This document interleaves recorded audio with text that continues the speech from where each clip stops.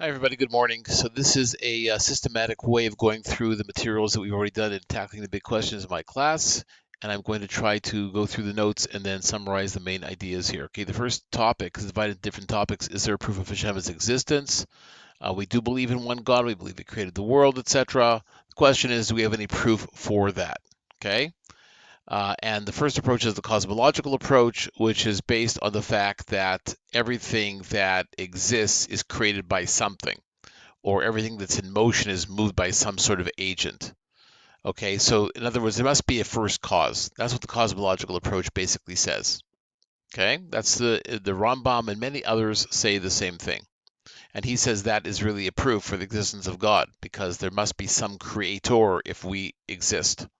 Okay, and also known as the first mover, not moved by any other agent. It's independent. That's God. The Rambam emphasizes the idea that God is independent and we are not independent. If Hashem didn't exist, nothing else would exist. Nothing can exist independently of the Creator. But if everything else, like us, if any one of us ceased to exist, then Hashem would still exist. That's the idea that Hashem is the first cause. This idea is basically said also by the famous Rabbi Saadia Gaon. And then we get to the Big Bang Theory, which is normally associated with science, and that many people think that it's somehow contradictory of the idea of a first cause. But basically, the only way that it seems to conflict with the traditional Jewish view is the age of the universe, because the Big Bang Theory proposes that the world is about 14 billion years old. Okay, so up until recently, there were a lot of thinkers who thought that the universe has always existed. And the Big Bang Theory says no, there's a cause.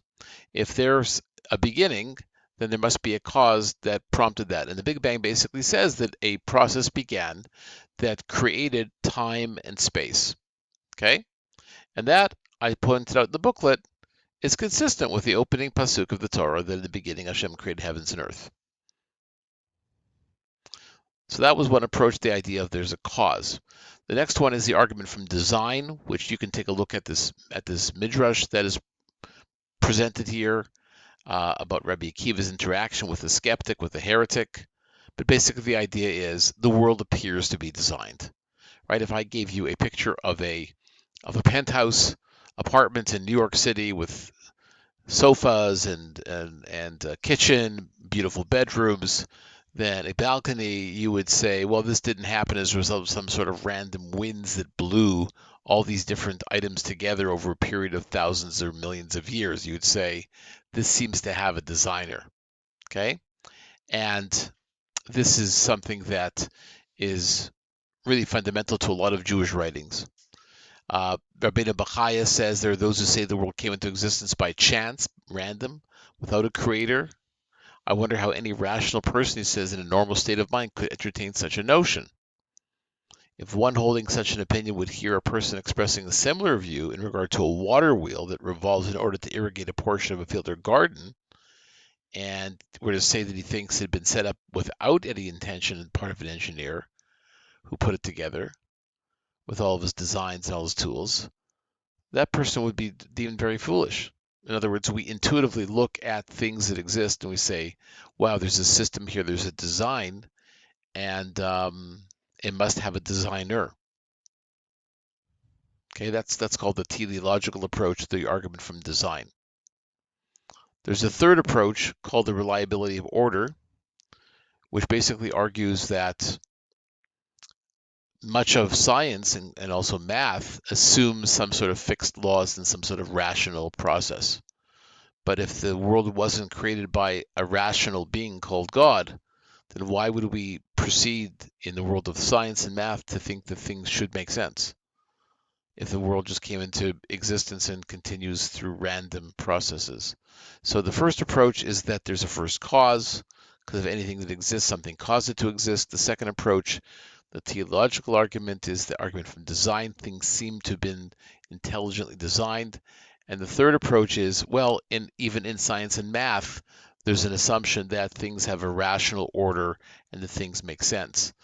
That basically establishes the idea that, wow, we work with the idea that there is some sort of logic and some sort of rationality to the universe.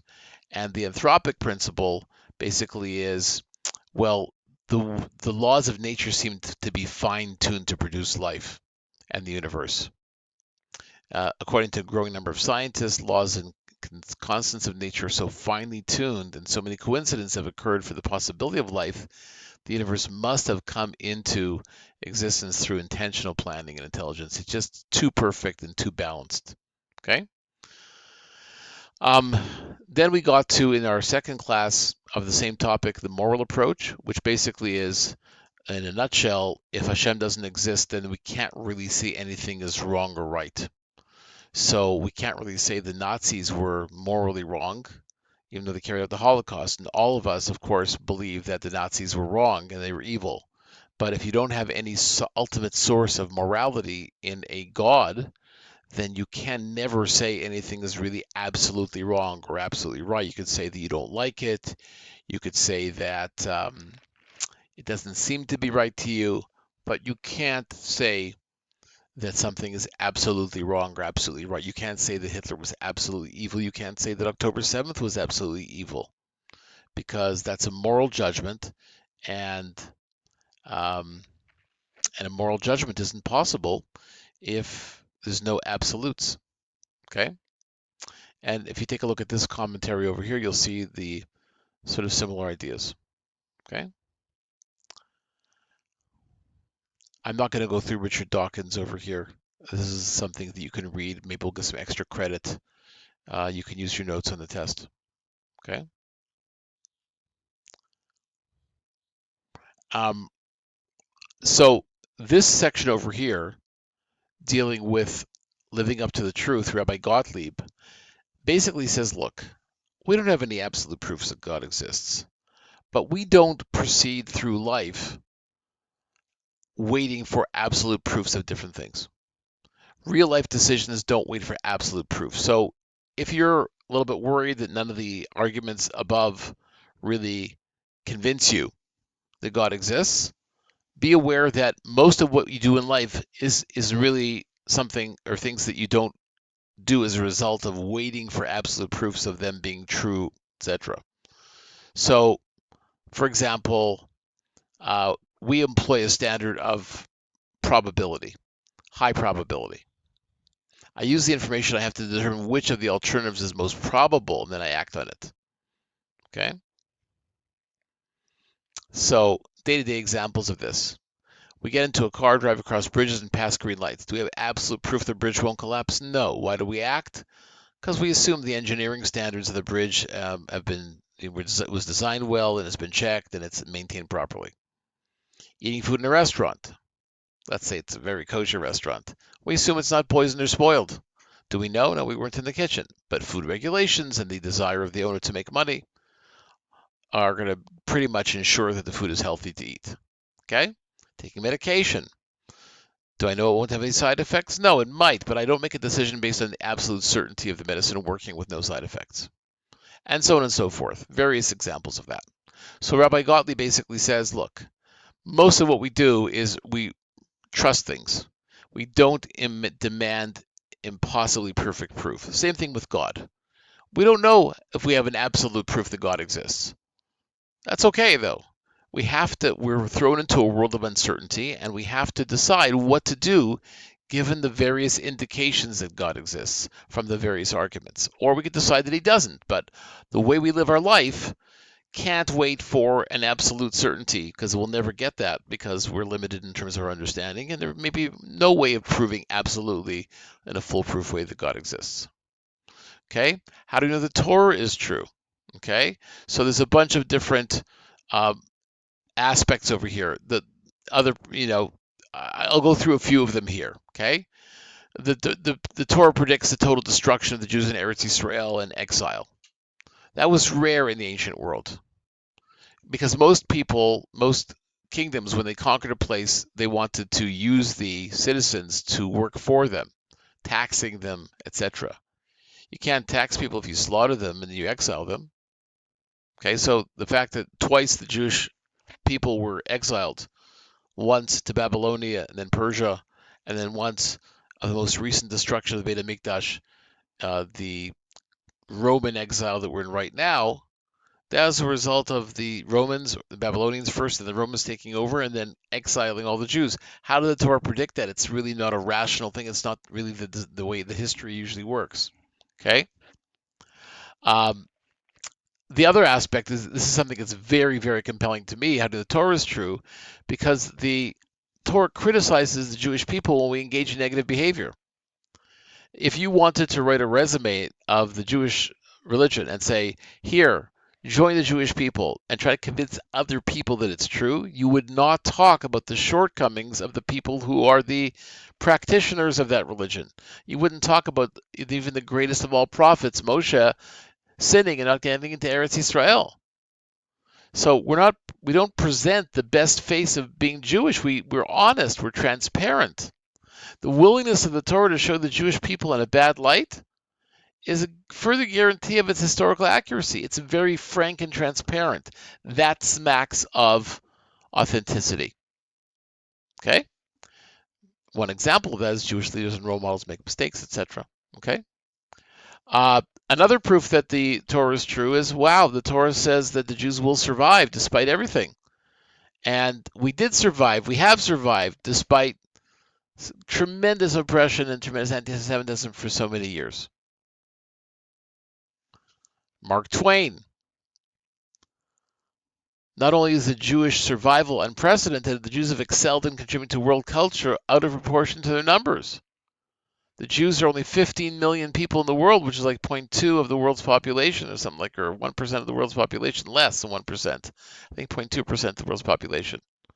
But Mark Twain, you can read this on your own, praises the contribution of the Jews in the areas of literature, science, and art, and I think somehow some 22% of Nobel Peace Prize winners are Jews, even though we make a very, very small part of the world population. The other proof the Torah is true is the claim that 600,000 people saw Matan Torah at Har Sinai. 600,000 men of age between 20 and 60, and the equivalent amount of women saw it.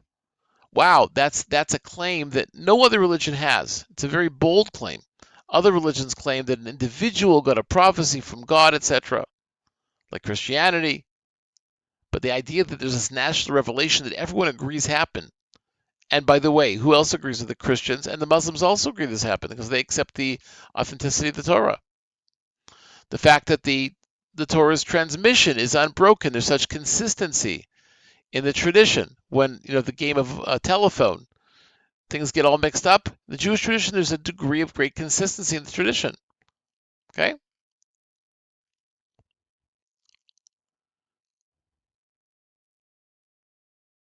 Eyewitness testimony goes back to the idea of Matan Torah. Okay? And if you take a look at some of these other arguments, they they're overlap with what we said. Okay? So take a look at those on your own. The next question was the age of the universe. Age of the universe. Okay. So the Torah seems to say that the world is 5,786 years old. If you start calculating it based on the Torah's accounting from the creation of Adam HaRishon. Problem is, of course, that most scientists say the world is billions of years old. It ranges from 4.5 billion years to 13.8 billion years old. That's supported by observations of the cosmic microwave background, measurements of the Hubble constant, the telescopes, I should say. There's a telescope that can see back billions of years because of the speed of light. So we can now look at certain modern telescopes and see into the past because of the amount of time it takes light to reach the Earth at the speed of light. So we know that certain things are coming from very, very far away. And in a certain sense, that telescope tells us how old the world is because if the speed of light is a certain pace and it takes a certain amount of time for light to get to us from these planets and stars, they're billions of light years away. So that seems to indicate that the world is perhaps billions of years old. Okay? So how do we deal with that? Is there any way to make sense of it? So some propose, including the Lubavitcher Rebbe, that Hashem could have put the fossils in the ground and juggled light from distant galaxies to make the world appear billions of years old. There's no way to disprove that. He could have done that. If God is all-powerful, he could have done that. We can also take a look at what the Torah considers to be days and say the Torah didn't really mean a literal day. The Torah could be speaking of a billion years. It could be a million years per day. We don't know, because even the sun and the moon weren't created right at the beginning of the creation story. So who says that a day in reference with the Torah is really a day as we know it? Okay, so other ideas of time not being absolute, and this is based on Einstein's theory that time passes differently based on motion or gravity. Okay, and we could have a reality, says Dr. Schroeder, that from a biblical point of view, it's 6 days from the creation's beginning, but from a human view, it's 13.8 billion years old. The universe is both old and young at the same time. And here's some scientific explanations of that. Time dilation, dual perspectives, and I brought some examples here. Okay? And I mentioned the Lubavitcher Rebbe. Okay? Do you like the idea that the days referred to the Torah aren't really actual days? Do you like the idea that Hashem might have put fossils in the ground? Do you like the Lubavitcher Rebbe's argument that science isn't necessarily definitive? It's theoretical, and the theories sometimes are disproven after a while. Do you like the idea that time is viewed from a different perspective from God's view versus our view? What is the most compelling argument? So you can go through the different arguments, and you just have to be aware of the problem and a couple of the approaches. Okay? Creation of Adam and Chava versus evolution. It seems clear, this is another topic, it seems clear that Adam and Chava were created as individuals, and yet the Torah seems to go against science. Science proposes evolution, that man evolved that was not created by God with a man and a woman, but rather evolved from a monkey or some primitive version of man. Torah's account, let us make God in our image, after our likeness, dust from the ground, etc. Evolutionary model says that Homo sapiens, human beings, evolved gradually from earlier humanoids. Isn't that one day God said, okay, let me make a man, make a woman? No, there was this very complex history of Homo sapiens, of people, or human-like people, and over a long period of time, like in other aspects of nature, things evolved, and man evolved to where we are right now. There was never a single human couple, according to science. Okay, so Rav Shimshon Hirsch and others are of the opinion that you could say that both science and the Torah are true, by saying that Jewish tradition never thought that the body of a man was a special creation. Rather, the soul makes man unique, that God breathed into the nostrils of Adam HaRishon the breath of life. So in other words, it could very well be that they were humanoid kinds of creatures, but they were not Adam yet. At a certain point in time, God created or infused into those creatures a neshama, a godly neshama. Okay? It's possible, according to Rav Kook, that man's body evolved, but at a certain point the divine image was instilled, an upgrade. Okay? Rav Aryeh Kaplan says a similar thing. It's possible that God created many hominid forms, but only one line received the neshama. Maybe there were, monkeys and gorillas, etc., but only one received the neshama. Okay? That's the neshama infusion model. There's also rabbinic statements that are a little bit disturbing, that God created and destroyed many worlds before this one. So even if we find that there were other ancient civilizations and fossils in the ground, and that there were humanoids that existed before 5,786 years, it could be that there were other physical worlds before this one. There's a medrash that says that. Okay? And God destroyed and created many worlds before he created this one. That means maybe there were other kinds of human type creatures beforehand, but then man was created, Adam was created at a later date after those worlds were destroyed and the world sort of restarted again. Okay. Another approach is that evolution's talking about science and biology, and the Torah is talking about spiritual status. The human of the Torah is the first being with moral awareness and divine relationship. Torah is not a science book. Don't try to make sense of how they work together, or they're conflicting.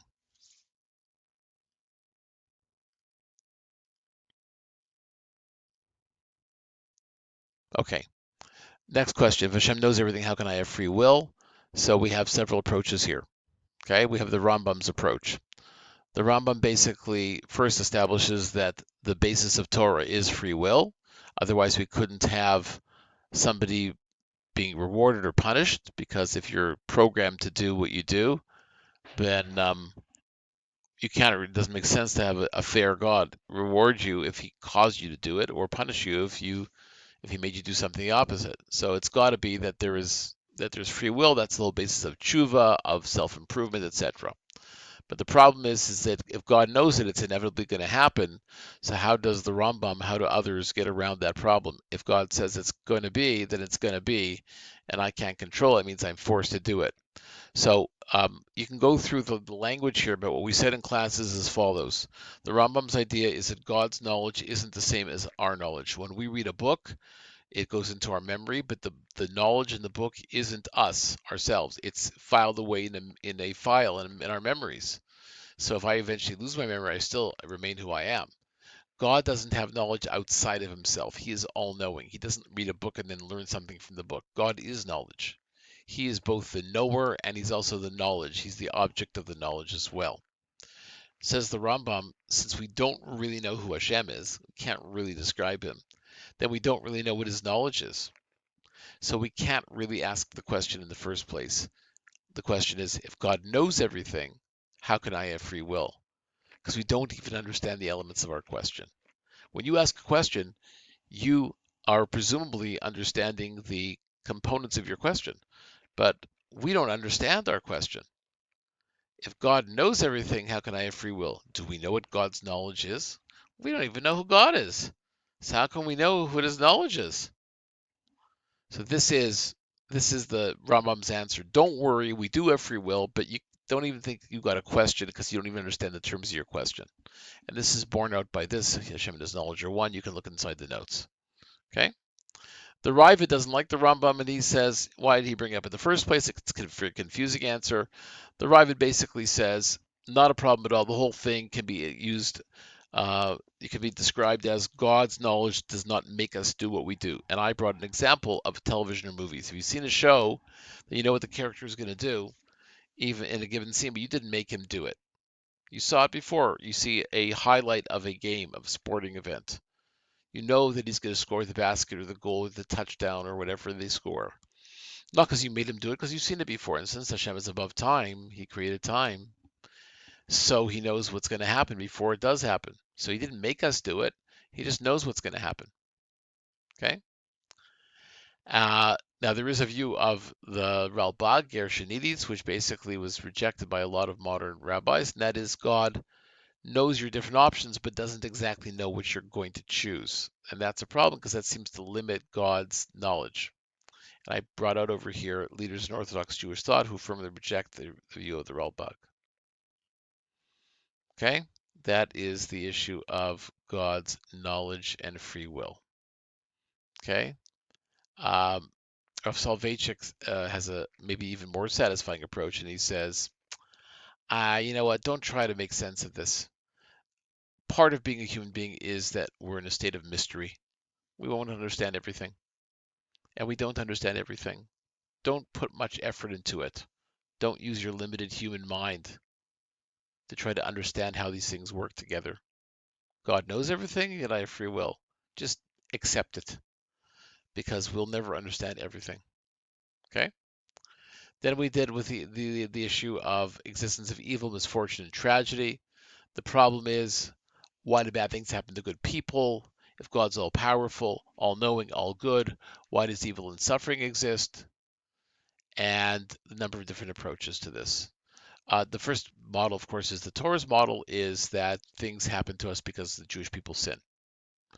That may help explain things that happen to Am Yisrael, but real life shows that individual people suffer and wicked people prosper. So great to say that the Jews sinned, they went into exile, God punished them, but it doesn't seem to bear itself out in daily life. Why is a perfectly righteous person die at a young age? Why does a wicked person live and get so rich?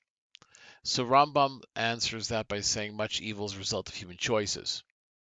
Okay, so for example, free will. God gave us free will by definition. That means I can make a choice, a bad choice to murder somebody and end that person's life. Is that person being punished? No, but since God created free will, there's a possibility of murder and evil in the world by poor choices made by people. Okay? That's one approach. Another approach is, you know what, we don't understand God's ways. And that, by the way, is echoed by Rav Soloveitchik, who I explained later on in this packet, had that kind of an approach towards the Holocaust. We're never going to understand. We talked about the idea of mystery before. We're not going to truly understand it, and therefore do not try to figure out why, but figure out what to do. That's the real proper approach. Don't figure out why to try to figure out why God brought the Holocaust. Figure out what we do in light of the Holocaust. Build Jewish families, become more committed to Torah and mitzvah, to build the Jewish state.